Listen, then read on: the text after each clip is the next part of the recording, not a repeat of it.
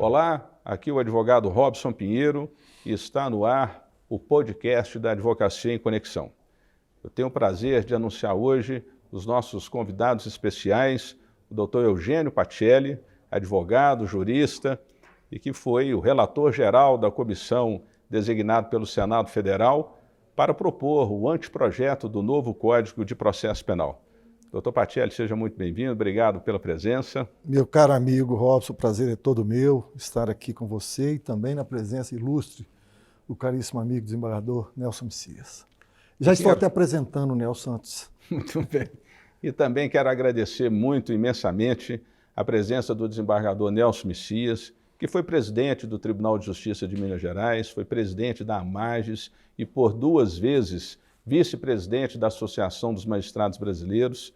Desembargador Nelson, muito obrigado por aceitar o nosso convite, obrigado pela presença aqui hoje no nosso podcast. Eu quem agradeço, meu caríssimo amigo Robson, e principalmente pela honra de estar ao lado aqui de 2 gigantes do direito no país, e por que não dizer, uns vanguardistas do nosso direito penal, como o meu querido amigo e jurista reconhecido em todo o país, Eugênio Pacelli. Muito bem. Bom, acho que o tema da nossa prosa hoje, nós vamos falar, evidente, sobre processo penal.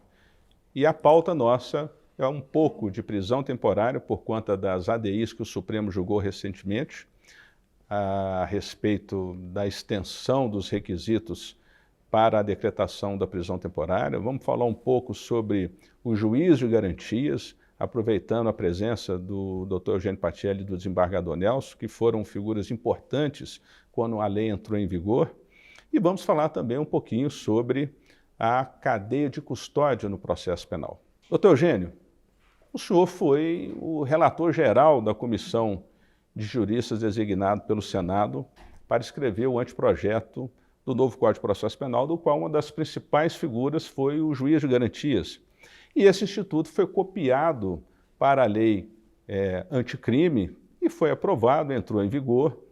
Foi depois suspensa a eficácia da lei pelo ministro Toffoli e depois pelo ministro Fux.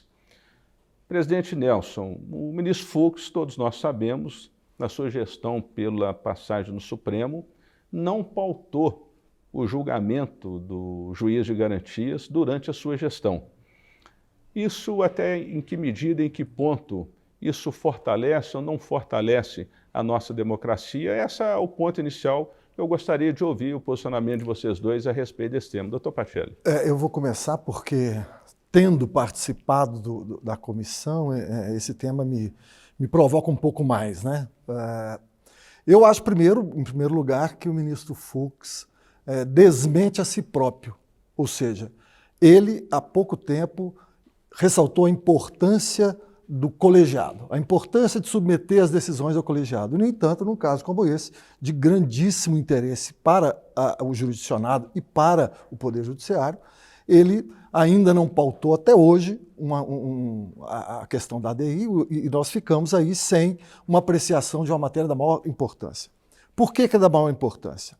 O juiz da investigação, o juiz da fase de investigação, ele tem uma proximidade maior com o membro do Ministério Público e também com a Polícia Federal, ou com a Polícia Civil, enfim, com os órgãos de investigação.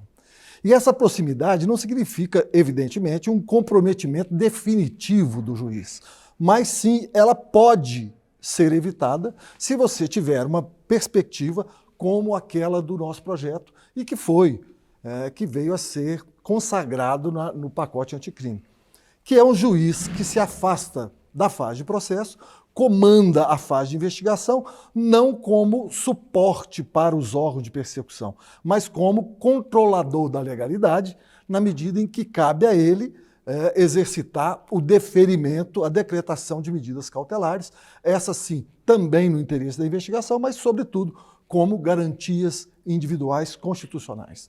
Portanto, juiz das garantias é, na verdade, talvez uma superfetação conceitual. Por quê? Porque todo juiz penal é um juiz de garantias, ou é um juiz das garantias, na medida em que o processo se presta exatamente a ampliar e otimizar as garantias individuais. Mas, no campo específico da lei, a previsão de um juiz para a fase de investigação distinto de um juiz do processo assegura, se não a imparcialidade daquele outro, mas assegura sim um distanciamento da prova para o juiz do processo. Desembargador Nelson, o que o senhor pensa?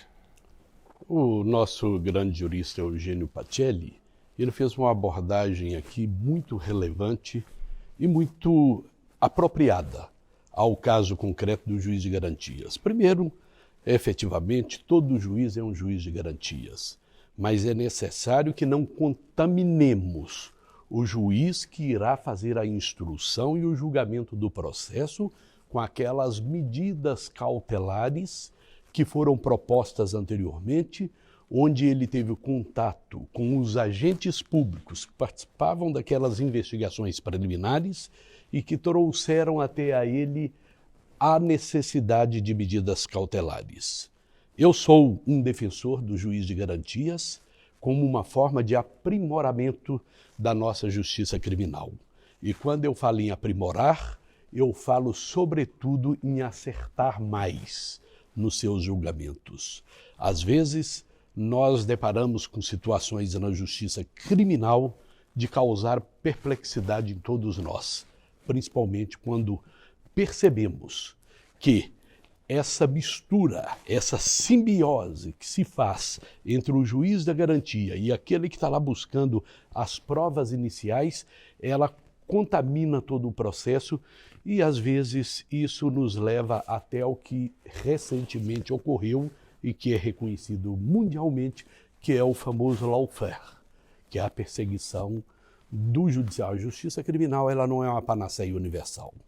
Ela existe para poder trazer um determinado controle dentro da sociedade e deve fazê-lo de forma adequada dentro dos rigores da nossa Constituição, que é uma Constituição que ela se embasa no Estado de Direito, que ela se embasa no devido processo legal e no contraditório. Agora, desembargador Pacelli, à época que a lei entrou em vigor, aqui em Belo Horizonte já existia a vara de inquérito. Essa vara de inquérito ela era responsável por deferir todas as medidas cautelares no curso da investigação e era também quem fazia a supervisão de legalidade das investigações e assegurava os direitos e garantias individuais dentro do inquérito policial. De certa forma, eu acho, à época o senhor era o presidente do TJ, quando a lei entrou em vigor, desembargador, eu acho que nesse aspecto, Minas, o Tribunal de Justiça de Minas já estava na frente quando a lei entrou em vigor. Se não me engano, o Tribunal de São Paulo e o de Minas são os pioneiros na criação de varas de inquérito. Eu quero só narrar recuperar um pouquinho da memória dessa história, porque isso começa em 2009. Em 2009, quando se formou a comissão de juristas no Senado para aprovação, para elaboração de um anteprojeto de novo Código de Processo Penal, nós discutimos muito como de fato concretizar, sabendo que nós temos, por exemplo, em estados como São Paulo e Minas Gerais, inúmeras comarcas em que há apenas um único juiz. Então a gente debateu muito exatamente as consequências e os efeitos de se estabelecer um juiz para o processo e um juiz para a investigação. Ora, em comarcas onde só há um juiz, isso do ponto de vista logístico, inviável, absolutamente inviável. E eu ponderava com os colegas de comissão que nós deveríamos fazer aos poucos essa instituição do juiz das garantias. Sim, relevantíssimo, mas que podíamos continuar a viver como vivemos até hoje, por força da liminar, mas que fôssemos implantando aos poucos. Primeiro, nas grandes capitais, segundo, nas cidades em que houver mais de um juiz criminal, e aí sim um ficaria responsável pela fase de investigação e outro pela fase de processo. A comissão, contrário a esse ponto de vista meu, que era um ponto de vista focado mais na realidade concreta do Poder Judiciário, ele decidiu então que nós deveríamos fazer a implantação para todas as comarcas. Neste ponto, eu acho que há um problema sério, e que foi objeto de questionamento nas ações diretas de inconstitucionalidades. Ou seja, em pequenas comarcas, você estabelecer um rodízio de juízes, do ponto de vista operacional, para mim, é extremamente complicado. E tem um quadro também que a gente precisa pintar melhor, com cores mais vivas, que é o fato de serem juízes, associações de juízes, os que mais se revoltaram ou os que mais questionaram a criação do juiz das garantias. Isso não me parece fazer muito sentido do ponto de vista institucional. Isso parece revelar muito de uma cultura presidencialista do juiz, que é desde o Código de 1941. Eu acho que a gente precisa se desvencilhar disso para entender que o sistema brasileiro é um sistema acusatório, no qual cabe ao juiz o papel relevantíssimo de decidir a questão de fato e de direito. Mas ele não tem que cuidar de papel de investigação, que isso já tem órgãos estatais qualificados para fazer essa função. Desembargador Nelson. É interessante as colocações que faz o nosso querido Eugênio Pacelli.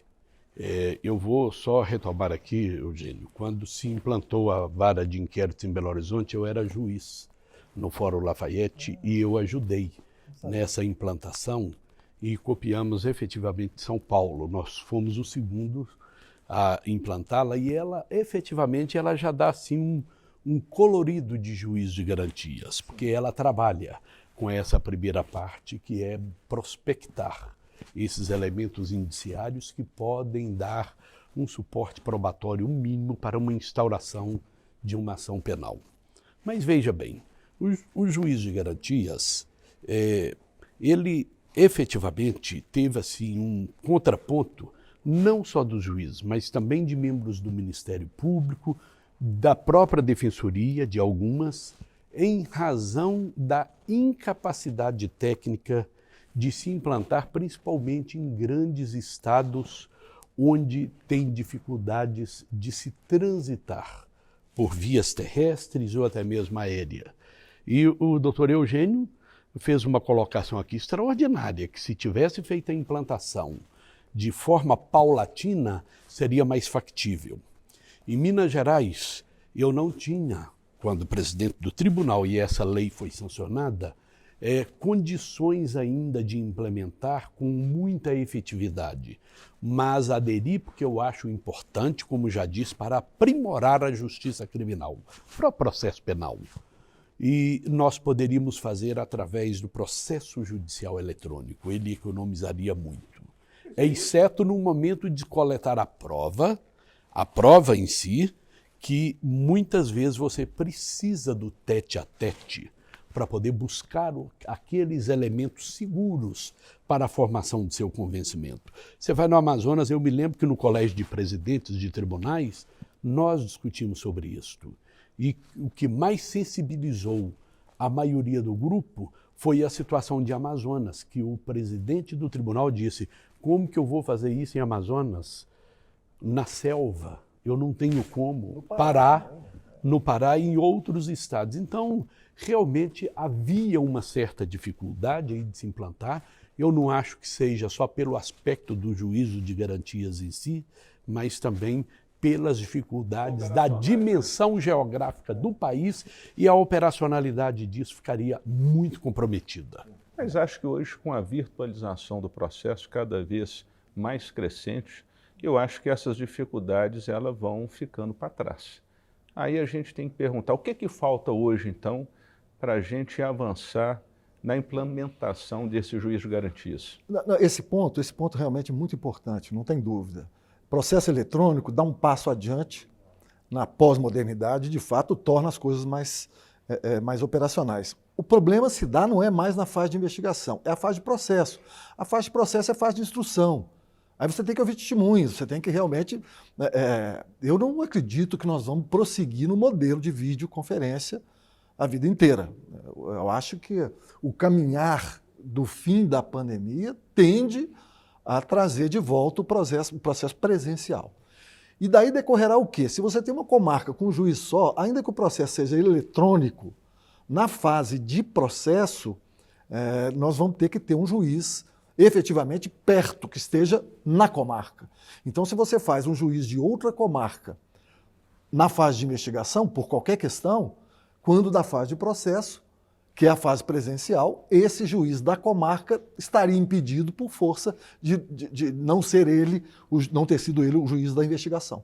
Então, esses problemas, é claro que eles podem ser solucionados, cabe à organização judiciária do Poder Judiciário local regulamentar situações para resolver problemas assim.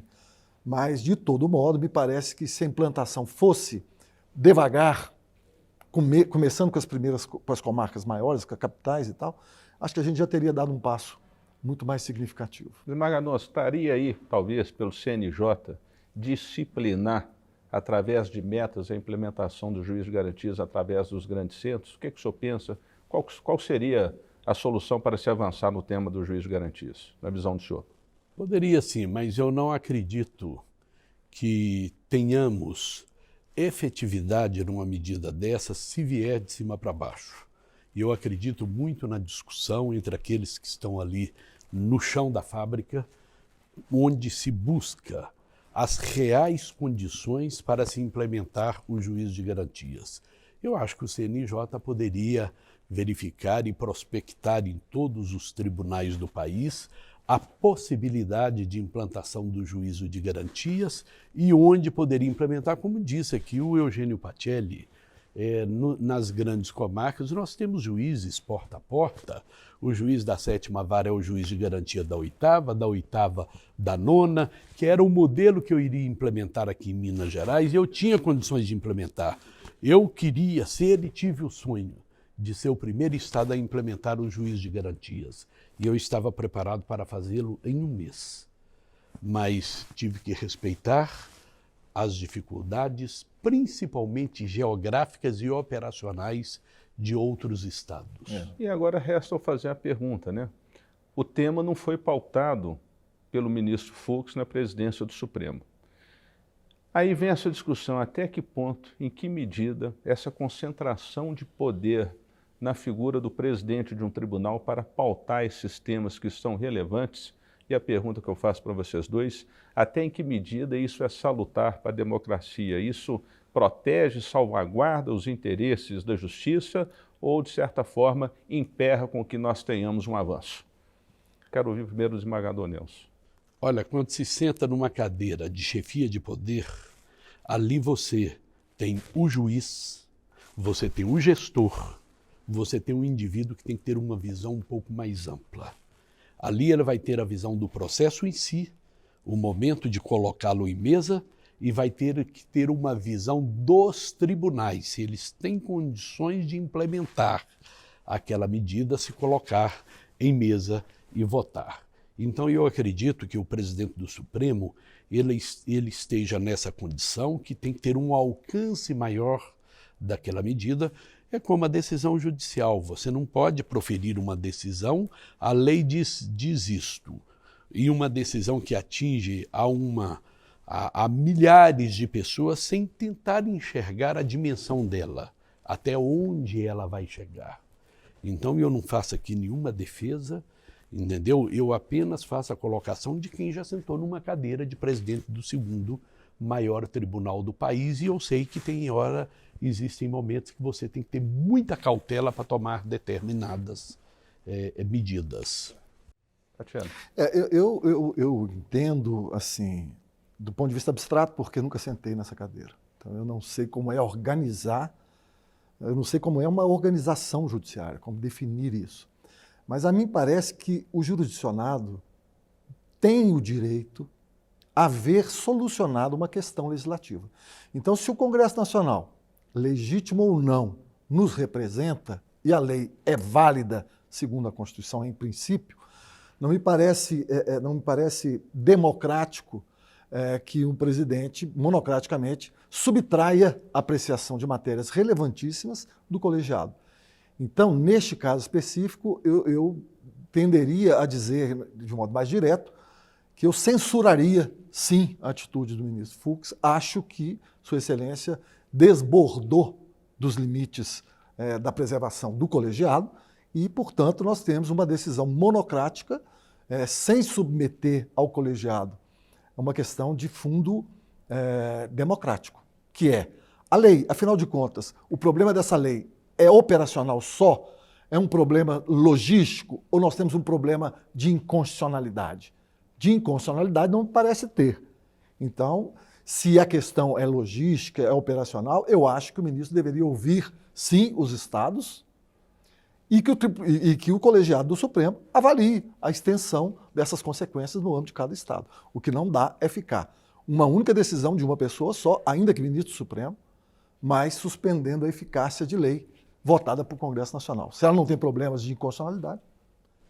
Bom, se me permite, o Eugênio Pacelli traz aqui uma questão muito relevante, que é de uma lei que, à primeira vista, não há nela inconstitucionalidade, não se pauta que se deve privilegiar o colegiado, e ele tem razão, mas, ao mesmo tempo, ele traz aqui de uma forma muito sensata, né, a necessidade, talvez, de se ouvir para tomar uma deliberação, ou a própria corte estabelecer um prazo para que cada Estado implemente, é o que nós chamamos de modulação. Fazer uma modulação, que implicitamente foi o que o professor Eugênio Pacelli disse aqui. Mas para isso o tema precisa voltar à pauta dos julgamentos, né?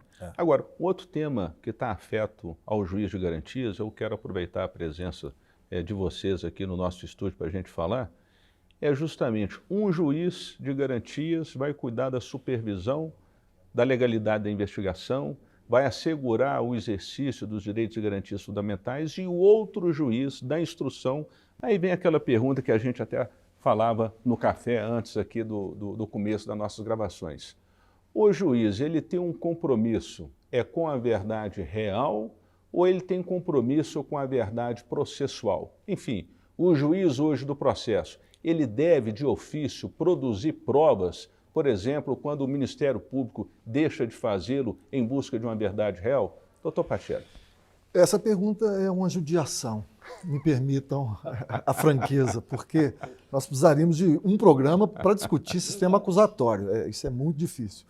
Mas em linhas de síntese, a gente pode dizer o seguinte, o juiz, ele também é um ator, né? O juiz do processo, ele não pode ser deixado a uma posição de mero espectador. Por quê? Porque não existe verdade real. Verdade real é um sonho. Na verdade, perdoe a redundância, mas a verdade real é um princípio que foi construído mais no direito canônico, que foi construído mais à base de discussões eclesiásticas, segundo minha memória me informa agora. Então, assim, não existe uma verdade da realidade. A realidade é sempre passada. Ou seja, o processo não discute o que é real, discute o que passou. É sempre retrospectiva a visão do processo. A veleidade, a arrogância de se obter no processo uma verdade que seja idêntica à realidade, só pode ser aceitável hoje a partir dos avanços tecnológicos. Se você tem, de fato, uma imagem capturada da realidade, você pode até reproduzir a realidade com maior fidelidade, né? Uma gravação ambiental. Mas dizer que a prova processual é reveladora de uma verdade tal como foi, isso é matéria impossível, eu acho, de modo geral, impossível. Respondendo à sua pergunta, eu acho que o juiz não é mero espectador da produção da prova. A prova interessa também a ele. Ainda que as partes sejam as construtoras dessa prova, ainda que as partes caiba ao Ministério Público provar o que alega e a defesa pode também fazer contraprova, enfim, eu acho que o juiz não pode ser o mero espectador e apenas analisar a perspectiva que dão as partes sobre a prova. O juiz deve participar dela, ele deve participar da instrução, deve fazer perguntas a testemunhas. Se a resposta satisfez o Ministério Público, pode não ter satisfeito o juiz. Se a resposta dada pela testemunha satisfez a defesa, o juiz pode não ter entendido assim. Então é importante que ele tenha uma racionalidade no mínimo equivalente à das partes. E por isso eu reconheço nele poderes instrutórios, sim, para esclarecer dúvidas sobre aspectos relevantes da prova. Desembargador Nelson. Eu concordo com o Eugênio Pacelli. A verdade real, se é que existiu, ela é um mito que já sucumbiu há muito tempo. A verdade processual, ela está mais conectada ao nosso direito e ao nosso ordenamento jurídico. E, efetivamente, o juiz, ele tem que ter muito cuidado para ele, como ator do processo, que ele realmente não é um espectador, para ficar dentro dos contornos daquela investigação, quando há principalmente deficiência instrutória por parte dos envolvidos, seja do Ministério Público ou da própria advocacia, que às vezes eles não vão direto naquele ponto que está sob o julgo daquele magistrado naquele momento. Ele é um ator, o juiz, mas é um ator contido. Ele não pode avançar determinados limites. E a verdade processual, ela, na verdade, é a que vige no nosso direito, mas ela tem as suas mazelas também. O juiz ele não pode enfrentar determinadas situações e não pode extrapolar sob pena de voltarmos ao processo judicialiforme, que é aquele que o juiz baixava uma portaria, abria o processo, ele mesmo investigava, ele mesmo instruía. Isso é coisa de um regime que não comporta na nossa Constituição, um regime inquisidor. Eu não posso deixar esse ponto passar sem fazer uma reverência ao professor Tércio Sampaio. Nos debates sobre filosofia do direito, ele dizia o seguinte: olha, a questão do direito não é verdade. É muita arrogância achar que o ser humano produz verdade no processo. A verdade é sempre processual. Mas a grande questão do direito é a decidibilidade. Ou seja, o juiz, o judiciário, ele está na contingência de ter que decidir. O Poder Judiciário é isso, é jurisdição, dizer o direito. Aliás, esse é o sonho de todo advogado, né? Se perguntar o que você deseja primeiro. Eu quero que o meu processo seja decidido. Né? Na verdade é isso, porque quando você está... há uma questão judicializada, significa há um direito a ser resolvido. No campo não penal isso é muito claro, porque tem alguém titular de um direito que quer ver reconhecido por força de resistência da parte ex-adversa. Mas em matéria penal, onde a gente não trabalha, no qual não se discute direitos subjetivos, ainda assim você tem uma questão de punição. E essa questão configura, sim, o interesse, pelo menos, da defesa. É por isso que a Constituição assegura a ampla defesa e não uma ampla acusação.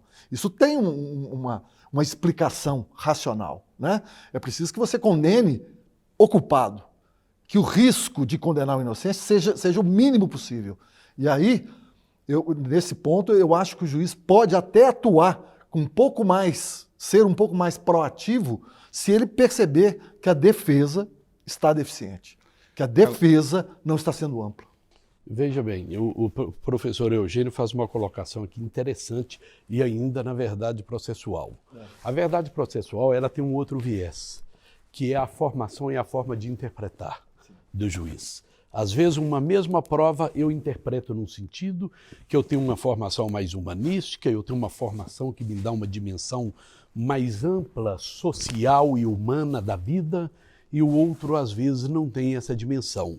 Por isso que eu concordo com o jurista Eugênio Pacelli que o próprio direito processual, a verdade processual, ela às vezes é mitigada e é a razão de haver a segunda instância. E eu me lembro que na minha primeira comarca um advogado foi todo assim, sem graça falar comigo que queria recorrer de uma decisão minha e eu falei, olha, essa é a tranquilidade e a pacificação do juiz.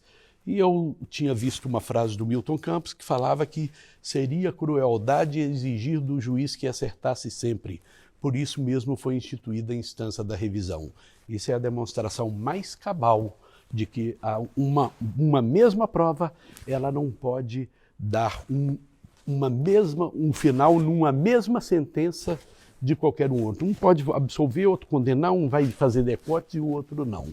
Isso tem muito a ver com a formação do próprio magistrado. Eu quero aproveitar a fala aqui do desembargador Nelson. E o Supremo que erra por último. Não é?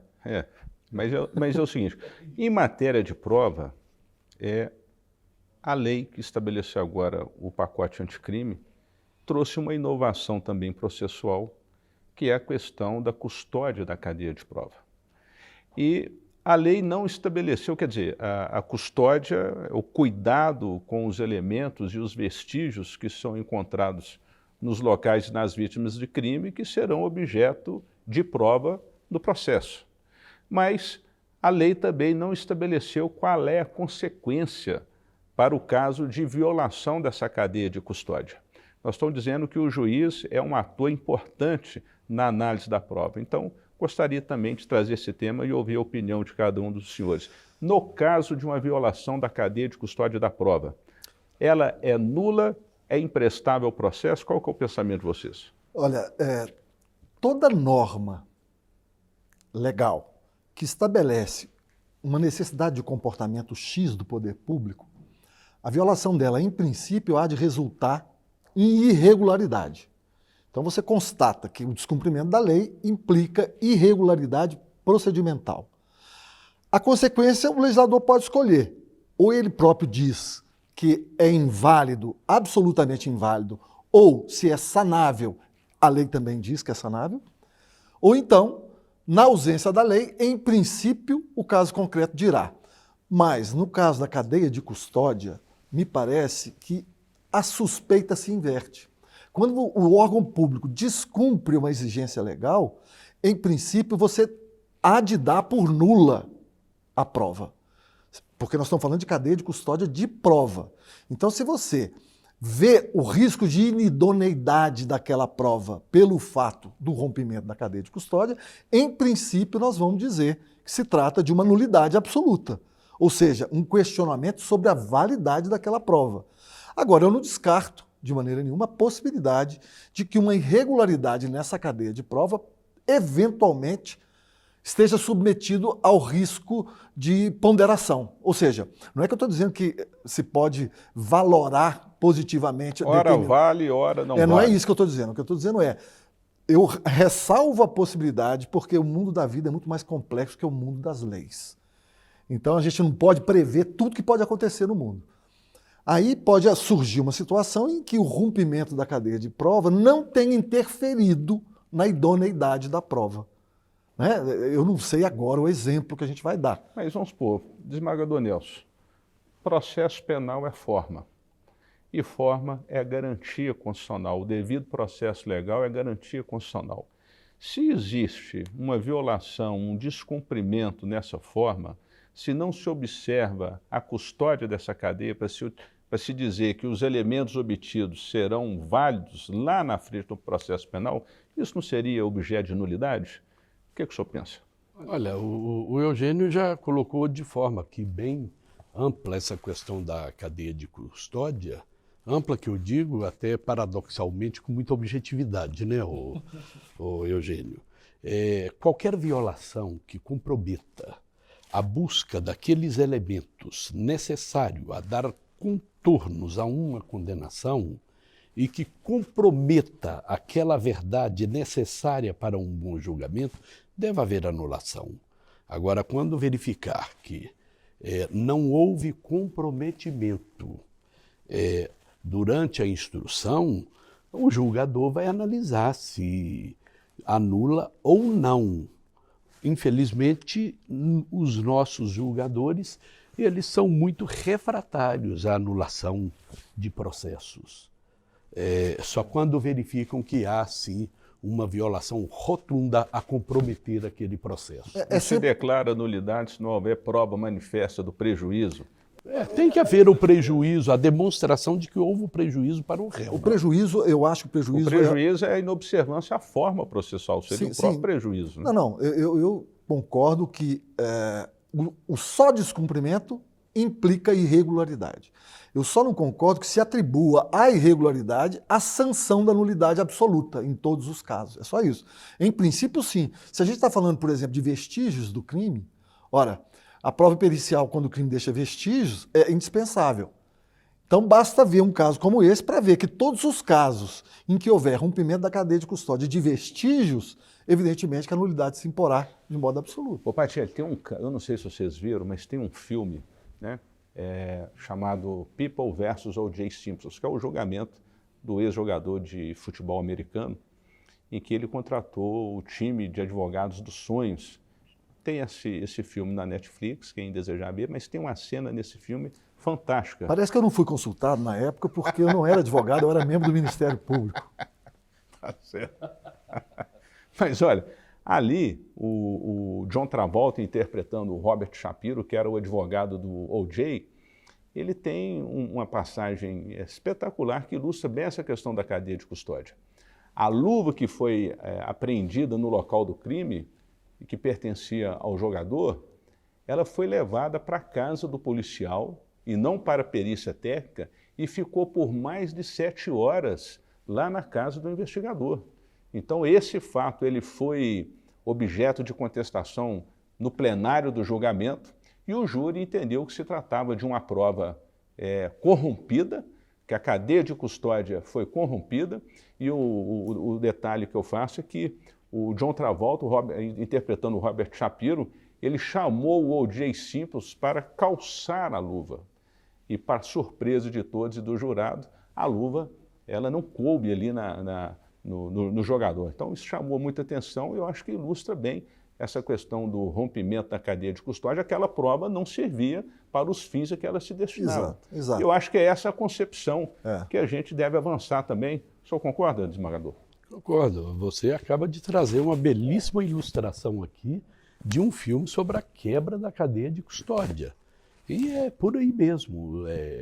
Veja bem que essa exemplificação aqui demonstra a necessidade de se preservar todas as provas na forma em que a lei prevê. Nesse caso, o descumprimento da cadeia implica a possibilidade das seguintes deduções. Uma, a luva não é dele. Porque é de se supor que ele, sendo um jogador,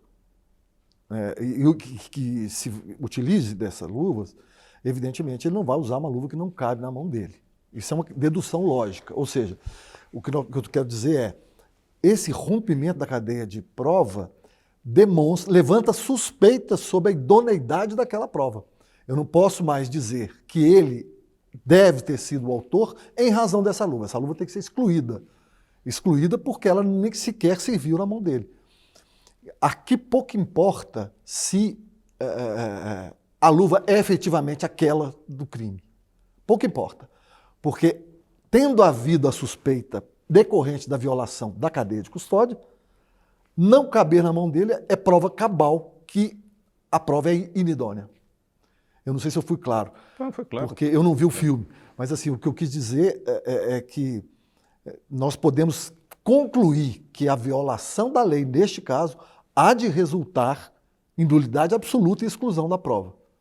Em relação a essa prova. Em relação porque a se essa houverem prova. outras provas, as outras sim podem... Não é derivação. E a gente falava aqui há pouco tempo sobre essa questão da verdade real e da verdade processual. O O.J. foi absolvido e, posteriormente, ele veio a público reconhecer como o autor confesso do crime. E aí, eu não sei se é folclórico ou não, uma narrativa que, à época em que a legislação previa uma condenação superior a 20 anos no tribunal do júri, ele tinha direito a um novo julgamento. O senhor lembra dessa fase, desembargador? Era recurso de ofício. É um recurso de ofício. E tem uma passagem, vou dizer, não sei se é folclórico ou não, mas dizia que o sujeito, quando foi defendido pelo advogado, ele dizia, doutor, eu não quero que o senhor utilize essa tese da legítima defesa, porque eu tenho minhas convicções, eu quero que o senhor sustente aí a negativa de autoria. Falei, mas uma negativa é uma tese muito difícil de passar nos jurados. Então veio o julgamento e o advogado sustentou a tese da negativa de autoria e o sujeito foi condenado a mais de 20 anos de prisão. Aquela época em que era permitido o recurso de ofício, sobreveio o novo julgamento e o cliente insistiu com o advogado. Então o advogado trabalhou, melhorou a tese, voltou com a mesma tese da negativa de autoria e no resultado do julgamento, o veredito popular, absolvido e por 7-0. Então, terminado o julgamento, na hora, o cliente virou para o advogado e disse assim, doutor, olha, da forma como o senhor sustentou ali, nem eu estou acreditando que eu fui o autor daquele fato, né? Isso é uma narrativa folclórica que tem aí no meio, mas serve para ilustrar como que a prova é subjetiva na visão de cada um, que foi exatamente o que o desembargador Nelson... Eu quero só corrigir, não é recurso de ofício, não, era protesto por novo júri. Protesto por novo júri, que agora não existe. Estou aqui ao lado do professor de processo penal. Que agora não existe mais, né? Mas não existe. Desembargador Nelson, muito obrigado. Patielli, muito obrigado. Nós terminamos aqui o nosso primeiro bloco. Falta falarmos um pouco sobre prisão temporária. A gente vai para o intervalo, vamos tomar o nosso café e voltamos já já para falar um pouquinho sobre prisão temporária. À falta de vinho, vamos de café. Vamos lá. Muito bem.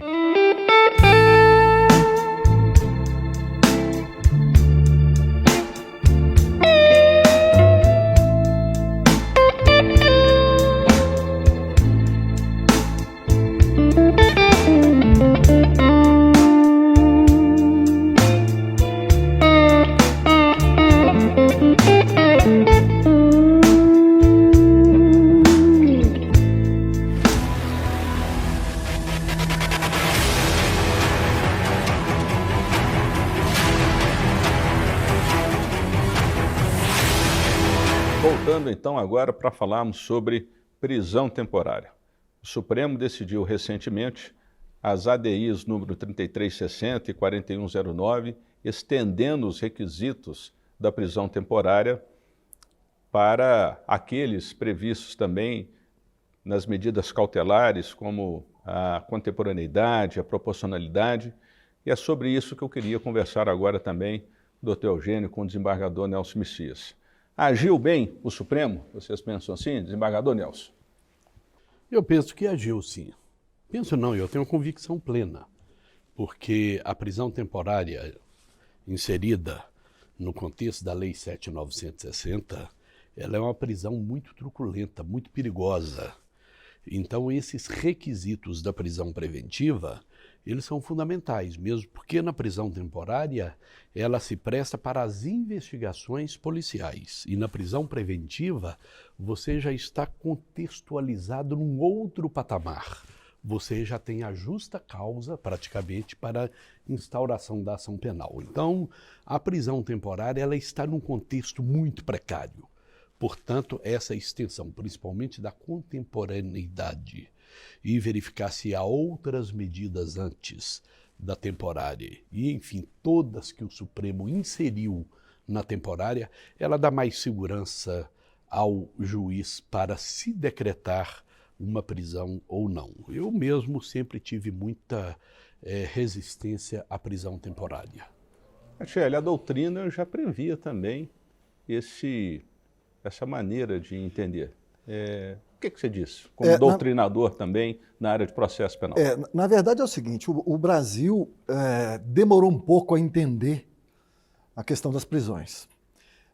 Nós tínhamos no velho Código prisão processual decorrente de fase procedimental, ou seja, pronúncia era motivo de prisão, condenação em primeiro grau era motivo de prisão, sem qualquer referência à necessidade cautelar. Então o Brasil demorou muito a entender que as prisões antes do trânsito em julgado são prisões necessariamente cautelares. E essa lei 7.960 é pós-Constituição, um ano após, salvo o melhor juízo, é de 89. É uma lei que ainda não havia introjetado a nova ordem constitucional. De todo modo, a lei temporária ela pode ser despida dos seus defeitos e fazer em relação a ela uma interpretação conforme. Acho que o Supremo acertou. É uma lei que se destina unicamente a proteger a eficácia da investigação. Isso já limita muito o seu campo. Agora, o juízo de exigência acautelatória tem que ser feito em relação a qualquer medida constritiva, sejam elas pessoais, reais e probatórias. Então, é claro que o Supremo acertou, estou de acordo, no sentido de que, além do juízo de necessidade, ou melhor, como diz a lei, imprescindibilidade para as investigações, é preciso que se também examine, sobretudo, a contemporaneidade. Eu tenho um exemplo de um caso, são vários, existem vários, mas este específico, uma investigação que começou em 2013. No ano de 2020, 7 anos depois, se disparam medidas cautelares, reais, probatórias, não pessoais, porque a própria lei agora atual já impede, mas o requisito da contemporaneidade é um ônus que se impõe ao Estado. Se você deflagrou uma investigação, por favor, não seja moroso. Por favor, ande. Claro que há investigações complexas que demandam mais e maiores cuidados, mas como regra se pode estabelecer, sim, uma necessidade de contemporaneidade para toda medida cautelar. Eu acho que o requisito também da imprescindibilidade que o Supremo ressalta é aquele previsto lá, eu acho que no inciso 1 do artigo 1º, que significa dizer o seguinte, olha, é imprescindível, ou seja, se não houver essa diligência da prisão temporária, a investigação então não avança? Me parece também que não. Eu acho que existem outras medidas, nenhuma investigação vai parar, vai deixar de acontecer por conta que não decretou uma prisão temporária. Mas veja bem, o Eugênio traz aqui um exemplo que ele é eloquente a demonstrar o acerto do Supremo Tribunal Federal a inserir nas medidas cautelares de prisão temporária aqueles requisitos. E veja bem, a imprescindibilidade, ela às vezes até se confunde com a temporariedade. Por quê? Se passados muitos anos para a investigação chegar-se a um determinado ponto, aquelas provas todas já praticamente desapareceram. Então, a imprescindibilidade, ela cai por terra em razão do próprio Quanto tempo. mais antigo o fato... Quanto mais antigo... E outra coisa, essa questão também de encarceramento, né, prender as pessoas para investigar, isso está muito fazendo parte da cultura do Estado persecutório, policialesco. Eu, particularmente, nunca achei que mandar prender fosse uma boa política de combate à criminalidade. Basicamente, se a gente parar e verificar hoje o estudo que a USP tem feito, e juntamente com o Fórum Brasileiro de Segurança Pública, o Brasil hoje possui a terceira maior população carcerária do mundo, atrás da China, atrás dos Estados Unidos. 1/3 dos presos provisórios hoje do Brasil, 1/3 dos presos são provisórios, né? E nós temos um problema... 2/3. Não, 1/3 de presos provisórios hoje. 1/3. E nós temos um problema também muito grande. Quer dizer, se nós pegarmos hoje a cada 100 ocorrências atendidas pela Polícia Militar, que tem a finalidade constitucional de prevenção do crime, analisarmos quantos desses boletins de ocorrência se transformam em investigação, quantas dessas investigações se transformam em processo penal, desses quantos se transformam em sentença condenatória, dessas quantas que ingressam no sistema prisional e dos que ingressam no sistema prisional, quantos que voltam a reincidir. Né? Nós temos um percentual de reincidência também altíssimo no nosso país. Desembargador Nelson, o senhor foi presidente do Tribunal de Justiça, o tribunal aqui é um expert em matéria de reincidência. Qual que é no estudo da reincidência, o que o senhor pode nos acrescentar sobre esse tema? Veja bem, em primeiro lugar, você disse sobre o encarceramento em demasia. Infelizmente, nós somos um Estado encarcerador. No início da pandemia, para que nós pudéssemos ter o controle do sistema carcerário e não disseminar de forma muito virulenta o vírus da Covid, o tribunal baixou normas estabelecendo prisões domiciliares para muitos encarcerados. Nós tínhamos 75 mil encarcerados, baixamos para 62, indago. Aumentou a criminalidade em Minas Gerais? Não aumentou. Essa é uma prova eloquente de que encarceramos mal aqui no Brasil. A reincidência, ela está ligada à não ressocialização, porque a pena ela tem o seu fim expiatório, pagar pelo que fez, mas tem também o seu fim recuperatório, que é ressocializador. Nós ressocializamos mal. Nós não temos essa cultura. E algumas metodologias que surgiram dentro da própria comunidade, elas é que estão fazendo essa diferença. E Minas Gerais é um estado vanguardista, principalmente nas associações de proteção e assistência aos condenados, as APACs. No sistema comum, o índice de reincidência gira entre 80% e 85%. Lá, nas APACs, ele gira em torno de 15% no máximo. E com um detalhe, reincidência de crimes não violentos. Os próprios recuperandos que tomam conta da cela, não existe polícia, porque lá tem também o objetivo de dar responsabilidade, preparar esse indivíduo para retornar ao seu meio. Por isso mesmo que eles saem da cela e trabalham o dia todo.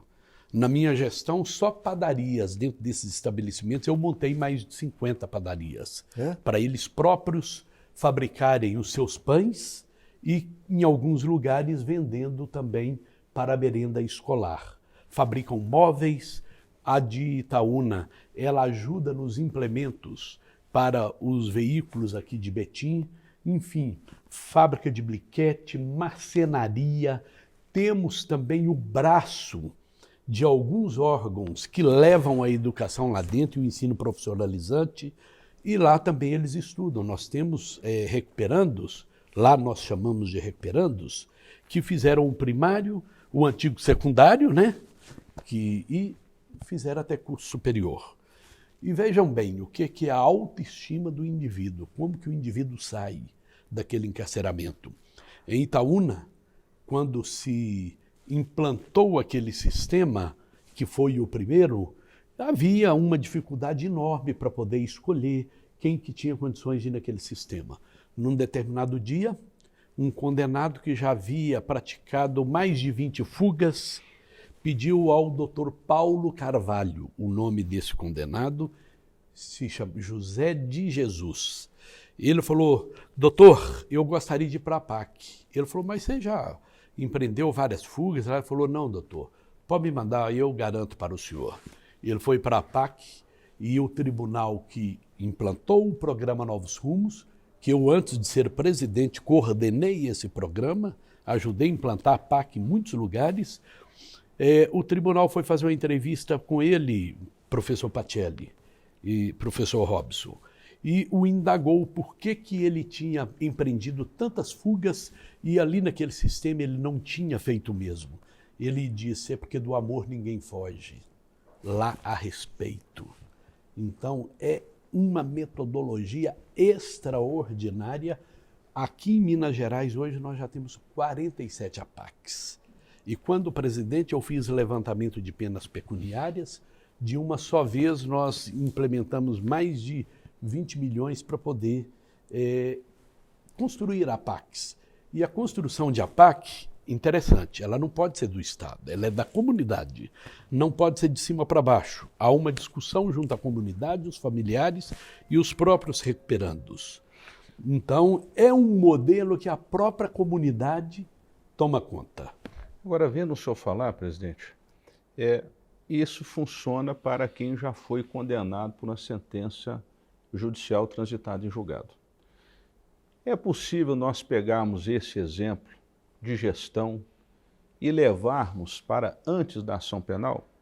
E, professor Pacelli, a gente teve aqui recentemente, aonde eu quero chegar, eu vou contar aqui um dado para vocês entenderem. A gente teve recentemente, num jogo aqui, Cruzeiro Atlético, é muito comum, briga de torcedor, rixa, depredação de ônibus, colocar fogo em ônibus, e no último jogo nós tivemos um torcedor que foi baleado. Eu pergunto... E morto. E morto.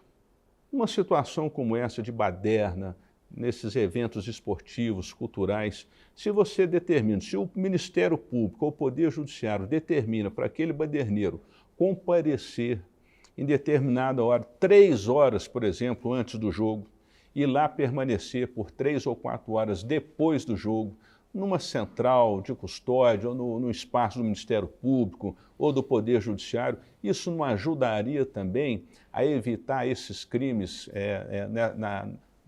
quando dessas práticas aí do futebol? Professor Pacelli, o que o senhor pensa? O que você está dizendo é a necessidade da gente entender fenômenos diferentes.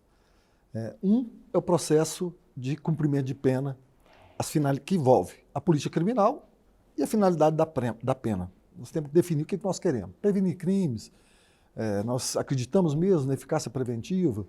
Uma vez preso, o que nós vamos tratar essa pessoa como? Como homem ou como coisa?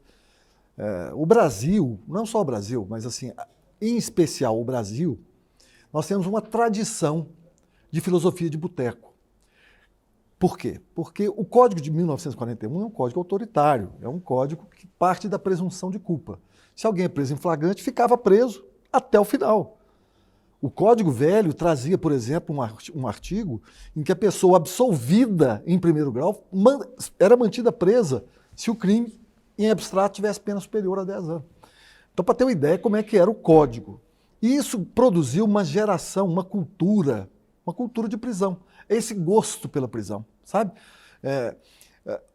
Se a gente for entender o capítulo de prisão no Código de Processo Penal, a gente vai ver da prisão e da liberdade provisória. Quer dizer, a liberdade era provisória, a prisão não. Quer dizer, vejam bem, é uma questão cultural. O Código dizia da prisão e da liberdade provisória. Provisória sim, porque você será condenado. Então, por enquanto, você vai responder em liberdade. Essa lógica de que se antecipa a culpa, que eu estou chamando de boteco, é a justiça de boteco. Porque a gente vê, claro, a gente vê muita impunidade, é óbvio, e todos nós, cidadãos, queremos que as pessoas sejam punidas pelo que fizeram. Isso não tem nada a ver com medida cautelar. Portanto, respondendo à sua pergunta, nós temos que ter um aparato de medidas cautelares diferentes da prisão. Porque as pessoas não sabem o mal que a prisão causa a alguém. E às vezes um crime é praticado e você está horrorizado, mas essa pessoa é um reincidente, que talvez não praticasse o crime se não tivesse ido antes para a cadeia. Talvez se ela tivesse sofrido um outro tipo de medida, ela não praticasse esse crime. Porque se alguém duvida que a prisão produz violência, está vivendo em outro país. Ou seja, entra na cadeia e sai de lá mais perigoso que quando entrou. Isso é certeza, isso é certeza. A gente deve evitar ao máximo. É claro que não tem jeito de evitar, mas deve evitar ao máximo. E eu acho que medidas como essa de restrições de direitos para aqueles reincidentes em perturbações esportivas, elas podem ser feitas. O problema todo é operacional. É como conseguir fazer isso. Mas eu tenho exemplo, porque eu conheço uma juíza, a doutora Flávia Birchel, que o tribunal parece que tem um braço no Mineirão, né? Um juizado especial. Para esse tipo de medida, que é exatamente para que a pessoa seja afastada do ambiente durante a prática esportiva. É complexo, a coisa é muito complexa, mas eu acho que é mais operacional do que de definição acerca do instrumental. Consideração aí do desembargador. A política de boteco que o Eugênio Pacelli fala é a política implacável e, de certo modo, até de cunho fascista, de encarceramento por antecipação. Não é racional. Ela é absolutamente irracional. E eu sempre fui um adepto de medidas alternativas à prisão, porque ele tem razão, o ambiente contamina, e contamina muito. O indivíduo chega inocente num cárcere, ele vai conviver ali com um membro de facções criminosas e vai aprender. E às vezes ele é até coagido a aprender, e quando sai lá fora é coagido a fazer algo que não fazia. Fala, se você não fizer, nós te acertamos. Não, o que a gente vê, desembargador, é o seguinte: a pessoa, quando entra no cárcere hoje, primeiro tem que se aliar a uma determinada facção para sobreviver. E quando sai em liberdade, ele fica em débito com a facção, né? E que no Rio de Janeiro e no estado de São Paulo, o débito, às vezes, é matar um policial. Então isso é uma coisa muito séria. Seríssimo. Né? Tratar esse indivíduo para que ele não saia do sistema prisional corrompido, pior do que quando ele entrou, eu acho que é um desafio muito grande hoje para o sistema e para as autoridades. E você trouxe aqui uma ideia, de certo modo até inovadora, que o Eugênio disse, não, é melhor as medidas alternativas. E é verdade, concordo. Mas onde não é possível as medidas alternativas, a gente deveria ter mais cuidado para não misturar esse indivíduo com aqueles outros que já estão bem apurados na senda criminosa. Porque é perigoso.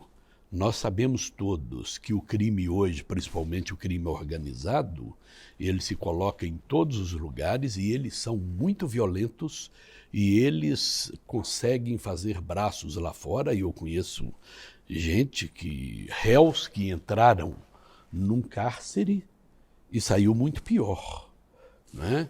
Então é o que o Eugênio estava falando aqui, você tem o caráter preventivo da pena, você tem o de expiação, pagar pelo que fez, e você tem também a ressocialização. Então, os três, ele é o tripé que a gente deve respeitar. Agora, o final da ponta, que é a ressocialização, é que precisa de um olhar mais atento do Estado. Perfeito. Robson, não podemos acabar o programa sem eu eu tenho que pedir escusas. Fica à vontade, pô. E mudar modular o que eu disse. quando eu me referi à justiça de boteco, eu não quis desrespeitar o boteco, não, viu? Com todo o respeito ao boteco, é um dos melhores ambientes que se tem para a gente trocar ideias. Basta ouvir Chico Buarque naquela letra do Cálice, né? Sem uma cachaça ninguém aguenta esse rojão, a música Meus Amigos. Então, boteco é um ambiente fraternal, deve ser fraternal. O que eu quis dizer é justiça de boteco, debate sobre impunidade, é aquele debate que não é racional, que não é movido pelo estudo, pela pesquisa. Ele está ali por pessoas que querem manifestar a sua cidadania, embora regada, né, por um grau etílico que costuma favorecer esse... Não, no boteco todo mundo vira especialista em tudo. Em tudo, né? exatamente. Mas veja bem que o Eugênio fez muito bem em se retratar, que eu já estava incomodado aqui. Muito bem, olha, Pacelli, muito obrigado aí pela presença, Prazer, desembargador Nelson, muito obrigado também. Eu espero, no momento muito em breve, tê-los novamente retornando aqui ao nosso programa.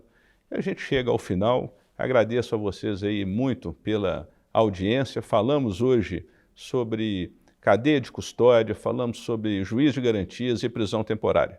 Nos próximos episódios, a gente também espera ter novamente a companhia dos nossos convidados ilustres e de maneira muito especial que atenderam o nosso convite. Eu vou ficando por aqui. Dr. Eugênio Pacelli, para suas considerações finais e em seguida o desembargador Nelson. Não tem consideração final, não. Eu acho que a sua iniciativa é extraordinária, é muito bom, e há uma nota distintiva dessa sua ideia em relação ao que muito se faz. Isso é muito importante, porque já se disse que o Brasil não é para amadores, né? E programas de direito também não é para amadores e não é para improviso. É preciso que a gente tenha seriedade e saiba do que está fazendo. E eu acho que você começa dando um passo muito importante para o mundo do direito mineiro e nacional entenderem que é possível levar a sério o direito. Muito obrigado, desembargador Nelson. Eu já antevia, Robson, até pela sua capacidade intelectual e também do convidado Pacelli, que é professor de todos nós, que o Conexão, o próprio nome diz, nós estamos nos conectando com um tema real, um tema que muita gente vive na sociedade e abordamos aqui aspectos teóricos, práticos da nossa realidade da justiça criminal. É isso aí. Parabéns pelo Conexão e continuemos conectados no Conexão. Muito bem.